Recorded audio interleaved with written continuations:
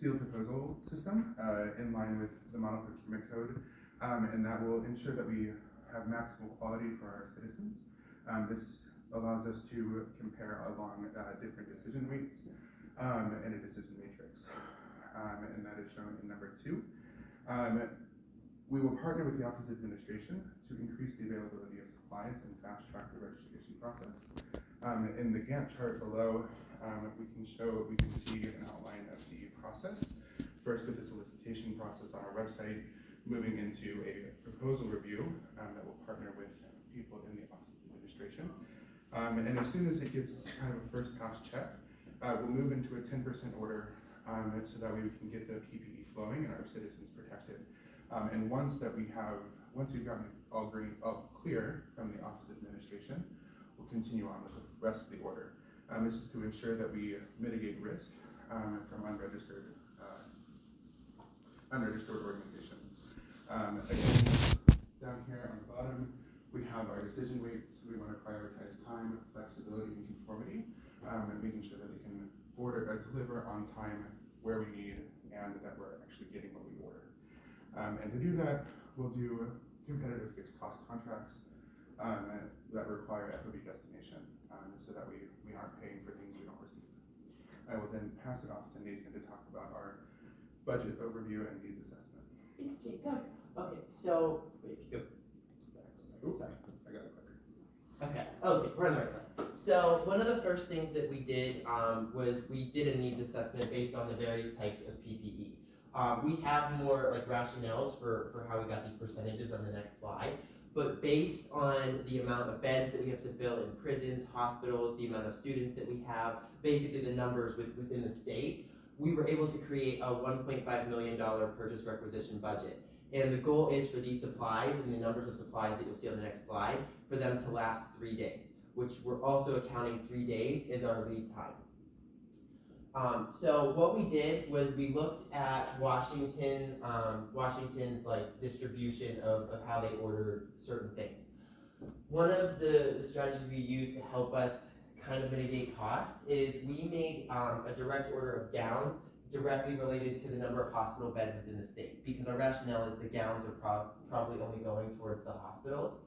We then placed an extra emphasis on masks just because this is so new. That's the thing that we need the most of. With respirator masks and N95s, we anchored a lot on what Washington did with 15% ordering there.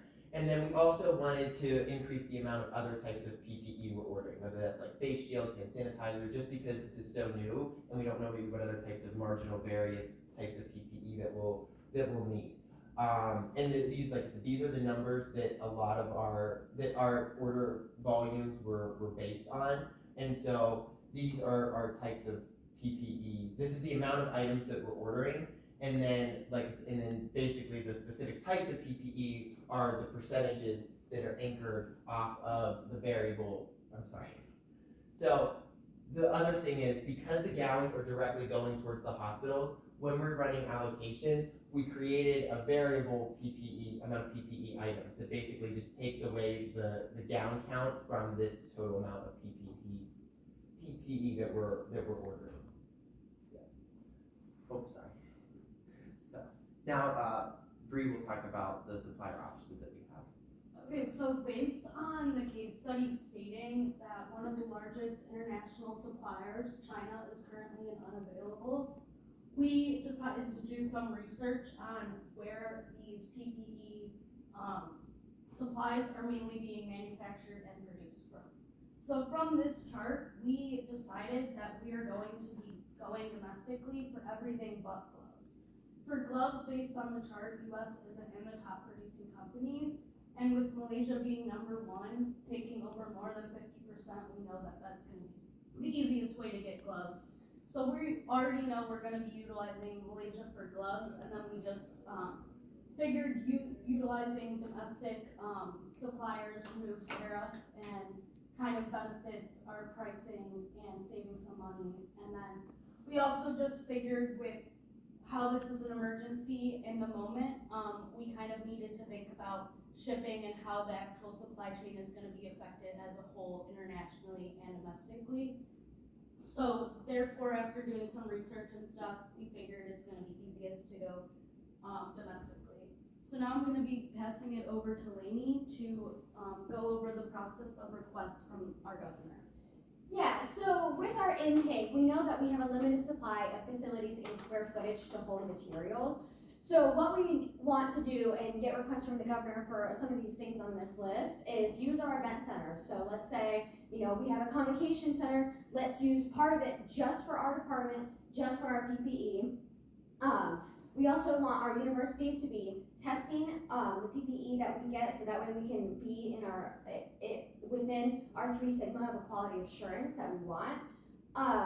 And then when it comes to schools, public libraries, and churches, that's where we need the governor to help us keep that space and make it secure, so that way, no mishaps happen within the staff that are at the schools and everything. And then because we haven't accurately told our volunteers our intake system and everything, we want our training management team to make some sort of training materials, either a PowerPoint, a quick video, visual aids like in the facilities. So like, okay, we have receiving here, we need, gloves, masks, all this over here at this one, like in this part of the facility. And then we also want metrics of success, because you can't go into a job without measuring your success. You don't know where you're supposed to get things done. So we have, let's say, March 17th, we have a big shipment coming in. We need at least half of that pallet done that day. And then when it comes to verifying our suppliers and everything like that, which the Office of Administration has already done for us, we will not accept shipments if there's no boxes, if it's the wrong shipment. So we will have an overseer from either our sourcing team or our training team, thank you, to make sure that they're signing the packing slips, they're signing the orders and everything like that, the receiving slips. So that way, the same thing doesn't happen to us where we get a shipment of empty boxes. And so using PeopleSoft will help us do all of this.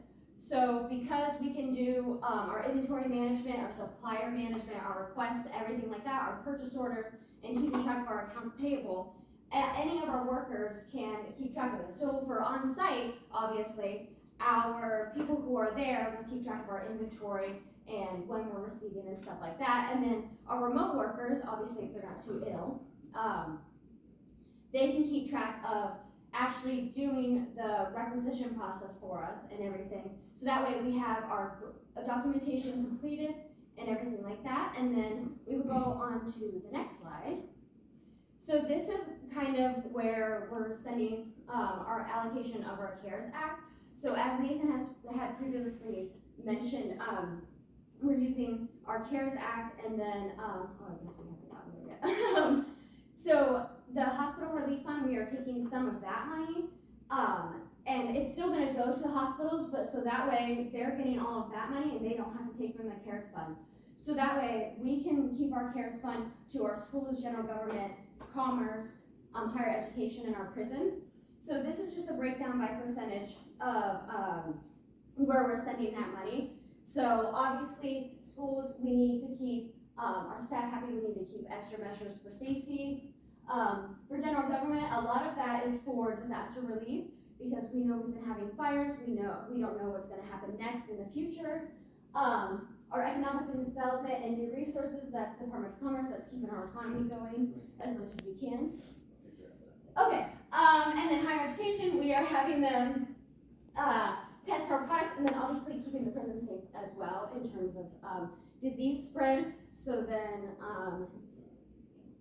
Nathan, Breeze. Okay, so our future state is going to, so we are gonna have a continuous review system that is evaluating our suppliers. If they aren't meeting our needs, we're gonna go back to the decision matrix and look for our suppliers that are gonna meet our needs. Like we said, we're gonna utilize the smaller storage and government facilities to house safety stock. We estimated our safety stock from 3 rounds of past orders to be 2.86 million items of PPE. we use this based off our reorder point of 3,600, 530, I'm sorry, 600. 3,652,790. Okay, and so once we got that from using our basis of data from previous weeks and months and looking at it on a timeline, our reorder point is gonna be when we need, telling us the amount of safety stock we're gonna need to be where we're at and keeping the PPE in use by day. The reorder point is basically just our safety stock plus the amount of demand we expect within our lead period, which for us was 3 days, is how we got that. So yeah, that's gonna wrap up our presentation. Thank you guys for your time, and we're opening the floor to questions. Yes, these are questions, so. Great presentation, thank you very much. You were talking about receiving, and I think you had mentioned receiving and having the items come into different areas of the warehouse. Could you tell me just a little bit more about that, why you thought to do that, and what was the purpose of that?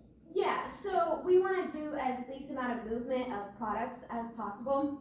So currently we're having everything go to one place, but we're running out of room, we're running out of people, and so if you have a lot of things in one place, you can't have movement of those things anymore, especially because we need to open things up and verify that they're there.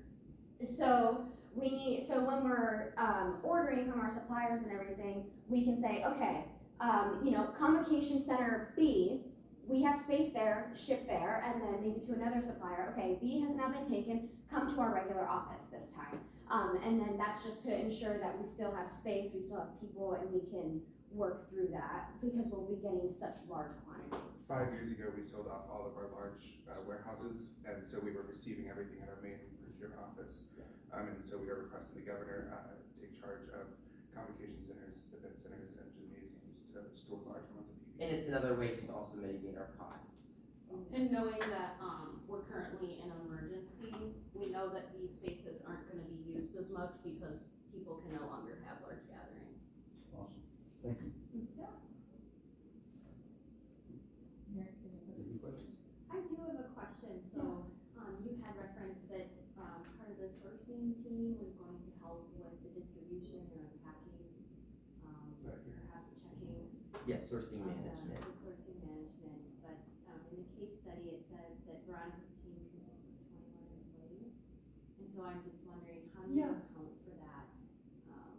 Those 21 employees, is that the expectation that those employees are also, that are in charge of the sourcing, are also Yeah. on site unpacking boxes? So I think the short answer to your question is absolutely not. It's just based on, who we can get, who's available. The main idea behind this is to just have someone from Veronica's team there, even if it's just one person, because we know in the past they experienced a lot of errors with volunteers, a lot of shipping labels getting lost, and we're really just trying our best to mitigate that. So yes, you can have all the training in the world, but we wanted just someone who was an employee actually on the team.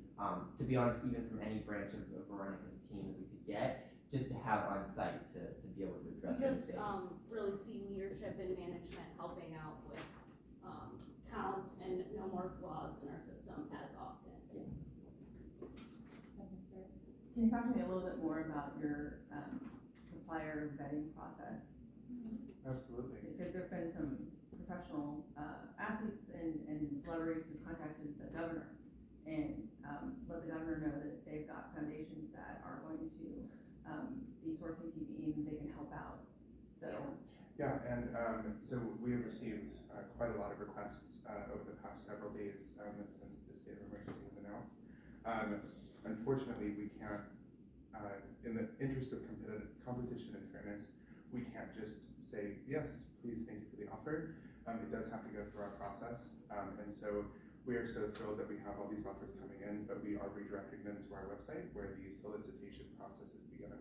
And from there, that will receive their sealed proposal and take a look at our decision matrix, really weighing where does our quality fall, where does the timeliness and the flexibility and all of these things fall.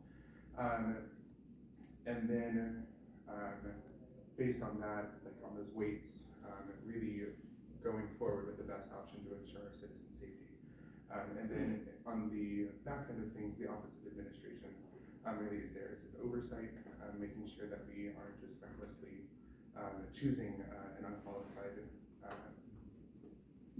supplier. What about donations? Oh, absolutely. Like if they're monetary, absolutely, they can supplement that budget and help us prolong And in kind? purchase orders. In kind is where we're saying we take it with just a grain of salt, just because we're just, you know, If we got donations, we'd most likely start putting that towards our safety stock. yes. The kind of a follow-on, when you're thinking about the sources themselves, I thought I understood you to say that you're gonna focus on Malaysia and domestic for sourcing. So if it's super tight competition and limited supplies, why were you thinking about constricting where you're gonna go to buy? We just wanted to do this research because the case study stated that we can't go to China, one of the biggest suppliers for any like product. So doing this like research, we also wanted to keep in mind that at any point the supply chain can be like very damaged, and the timeline for us getting those products could be like go on to weeks longer than we were expecting. So utilizing domestic suppliers is mainly gonna be beneficial because we don't have to worry about tariffs, and we know that the timing is gonna be easier because we're using like our shipping companies in the United States. I just personally think that like waiting for it to get off the ship and then get to the next truck, to get to the warehouse, to get to, like, we're gonna be waiting for way more steps than when we do with domestic suppliers. So that's where my Yeah. brain was with it when I approached that. And here first. Yeah, also, when it comes to domestic suppliers and everything like that, that will help fast track our supplier verification process because they have those forms that are required through the Office of Administration. So that way that will reduce the time to make sure that, okay, verified, good, let's do this, okay? But I would say we're absolutely not gonna take out all of international sources Right. and just go with the US and Malaysia. We're just finding that's gonna be the most beneficial based on manufacturing data that And the we most find. likely place where we find suppliers. Okay. And the one other thing I wanted to mention too is I know you mentioned there's also like a lot of competition between states to get all of these items. So in our purchase requisition portion, we based our unit costs on each PPE item on what the current competitive pricing is in the middle of the pandemic. So like we're not gonna try to cut deals, we're not gonna try to get lower pricing, we're just kind of taking it on, yeah, as you can see in the chart in our appendix. We're just kind of taking on each of these prices at face value in order to secure those suppliers. And just to verify, we got these from Q1 of 2020. The cost you're saying? Yes. Yeah, the cost